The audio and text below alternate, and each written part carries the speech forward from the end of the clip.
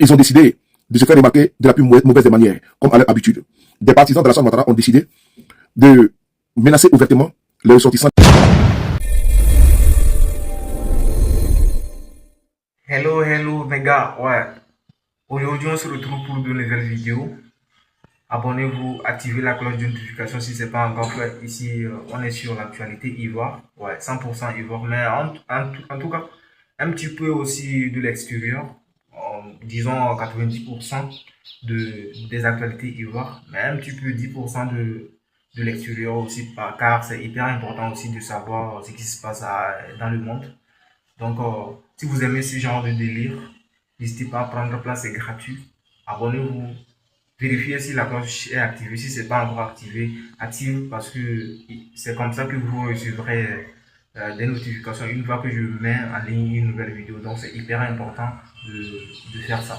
Ouais. J'arrête de blablater, je vous laisse découvrir la vidéo et puis on revient juste après. Ouais, ici, on est sur Asmo Babi. Ouais.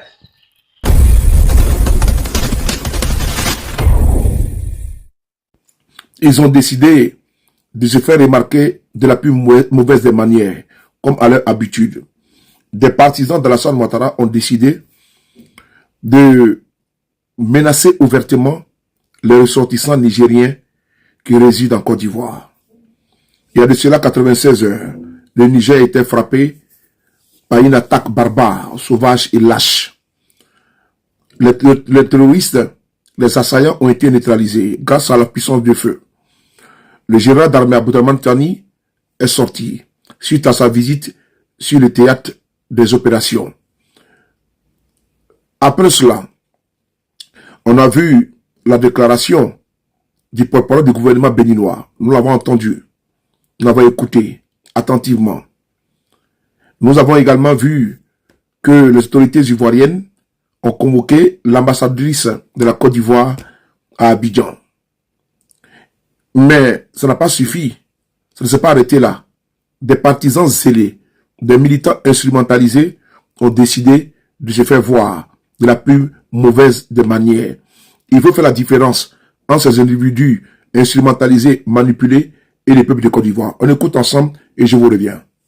À Bobo, on ne touche pas à nos ados, on ne touche pas à nos présidents. Si nous voyons que la communauté nigérienne n'est pas sortie s'excuser auprès de la nation ivoirienne, c'est qu'ils sont d'avis avec les propos de leur président. Nous interpellons le président de tous les Nigériens ici en Côte d'Ivoire. Nous interpellons la communauté nigérienne, le président de la communauté nigérienne ici à Abobo, de sortir, de communiquer, de s'excuser. Sinon, les jours à venir, nous allons réagir. Notre président, le président de la République, M. Alassane Ouattara, est un président digne et on lui doit le respect. Nous n'allons plus accepter certaines personnes manquer de respect à notre mentor. Bon, vous avez entendu ces voyous, vous avez entendu ces individus en errance, en quête de visibilité et de notoriété. Ils menacent la communauté nigérienne et ils demandent au président des Nigériens de Côte d'Ivoire, précisément à Abidjan, de sortir pour faire une déclaration. Sinon, cela sous-entend qu'il est d'accord avec la déclaration du président, le général d'armée Abdourahmane Tiani. Il faut dire à ces zozos, comment dirais-je, qui parlent au nom de Côte d'Ivoire, des Ivoiriens, pardon, qui n'ont pas qualité à parler au nom des Ivoiriens. D'abord, primo. Deuxièmement, c'est une affaire d'abord de un, que la diplomatie ivoirienne s'est saisie et elle se règle entre États. Des individus stipendiés qui, à chaque fois, sont en train d'alimenter les tensions, doivent cesser de s'aimer la zizanie et la haine, pour ne pas dire de s'aimer le chaos. Parce que n'oubliez pas que vos menaces et intimidations ne passeront pas. Parce que vous n'avez pas le droit de vous faire justice soi-même. D'ailleurs, sur quelle base? On va d'abord écouter encore une autre vidéo. C'est la MIFA, c'est la famille. Et c'est le vivre ensemble. C'est le bonheur. Mais le président a chié. Mais tu sais, c'est la même chose quand on a pris le pouvoir, on va dialogue doucement. Et nous, on en a marre. Mais on va interpeller le premier responsable des Nigériens ici à Bobo. Tu sais, quand Bobo déclenche, tout le monde déclenche. comme la ministre des Affaires étrangères, ils sont en train de faire un parole là-bas. On a donné un camion depuis à Bobo. S'ils n'ont pas réagi, nous on ne parle pas de pouvoir. Mon Dieu, au président nigérien d'Abobo, s'ils ne sont pas, vous donnez sa position. Ou bien le président des Nigériens du district d'Abidjan, s'ils ne sont pas, vous donnez sa position. C'est qu'il y a le Moro.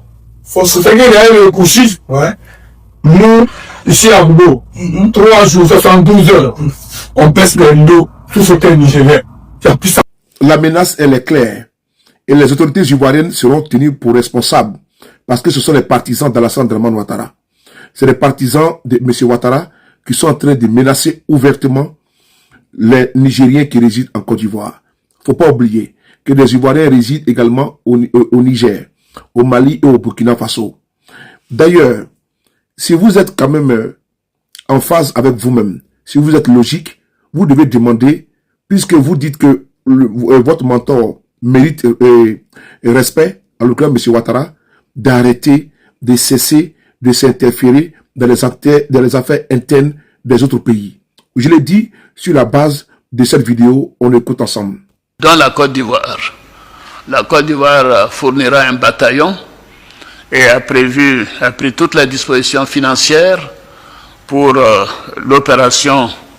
Si elle doit durer 3 mois, les provisions seront faites au niveau budgétaire pour que nos soldats et nos officiers qui participeront à cette opération ne manquent de rien.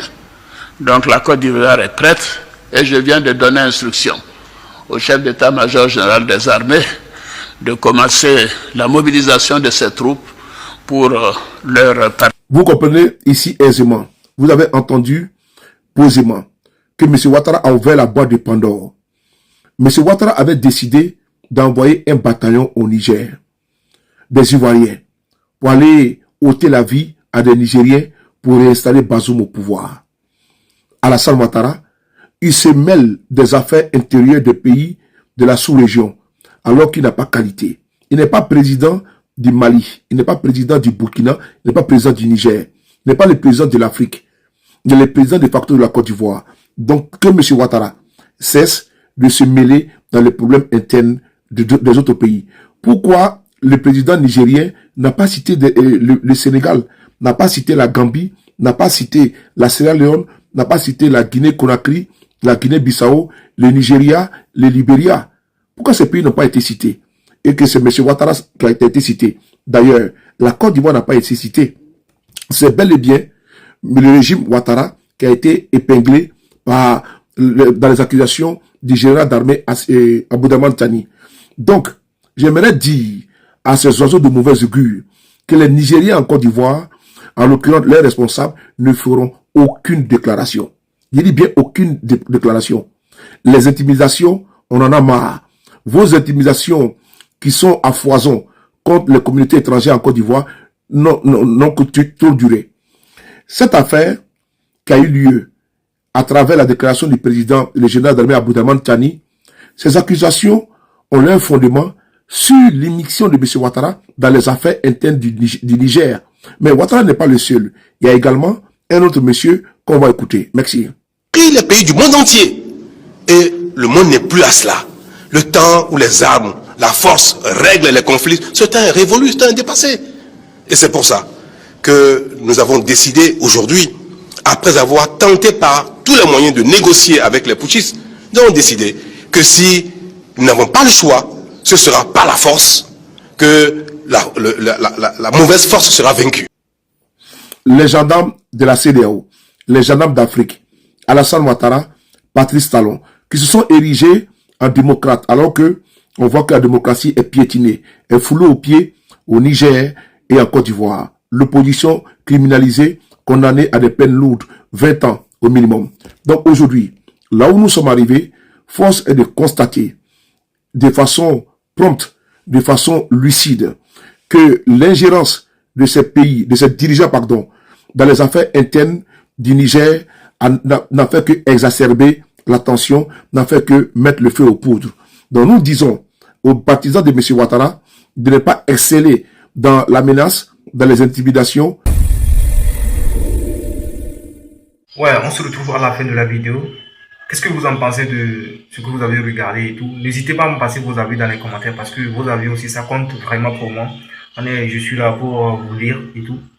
Vos avis, qu'est-ce que vous en pensez et tout. Mettez-moi tout ça dans les commentaires. C'est hyper important pour moi. Et bon, ici on est sur Babi. Et surtout, activez la cloche de notification. Abonnez-vous et on se retrouve pour de nouvelles vidéos. C'était votre gars Asmo. Ici on est sur Babi.